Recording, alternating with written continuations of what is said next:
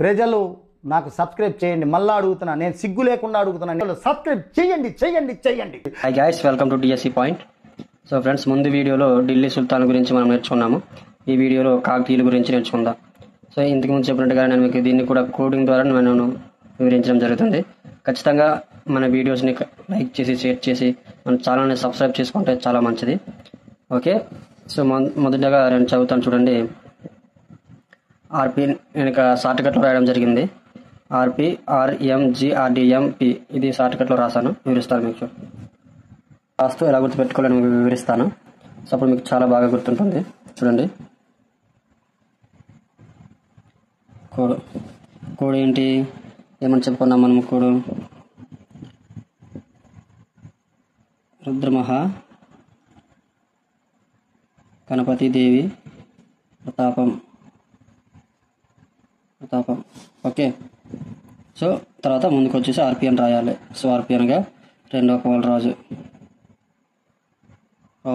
రుద్ర అనగా రుద్రదేవుడు, మహా అనగా మహాదేవుడు, గణపతి అనగా గణపతి దేవుడు, దేవి అనగా రుద్రమదేవి, ప్రతాపం అనగా ప్రతాపరుద్రుడు. సో ఇది కోడ్ కదా. సో ఇప్పుడు ఇయర్ని ఎలా రాయాలో మీకు చెప్తాను. సో ఎలా రాస్తారంటే, మొదటిగా ఆర్పి కదా, ఆర్పి అనేది 42 రాస్తారు. 42 తర్వాత కింద నుంచి వస్తారు. 42 తర్వాత 34. కొంచెం టైమింగ్ ఉంది చూడండి. 4 అలాగే ఇక్కడ 37, ఇక్కడ 27 ఇట్లా గుర్తుపెట్టుకోండి. తర్వాత 6, ఇక్కడ 4 అలాగే 6 3. సో ఇది కోడ్ అనమాట. ఇది ఇయర్స్ యొక్క కోడ్. సో వాడు మిమ్మల్ని ఎలాగ అడిగినా సరే ఆన్సర్ చేయొచ్చు. ఎట్లా అంటారా చూడండి, 5వ నెంబర్ ఇస్తారు. ఈ నెంబర్ ఇచ్చేసి అమర్చండి అంటాడు.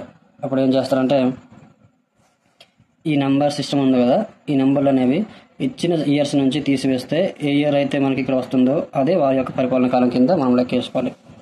ఓకే, ఈ వీడియో మీకు అర్థమైంది అనుకుంటున్నాను. మీకు ఏదైనా డౌట్ ఉంటే కింద కామెంట్లో తెలియజేయండి, నేను వివరించడం జరుగుతుంది. ఓకే.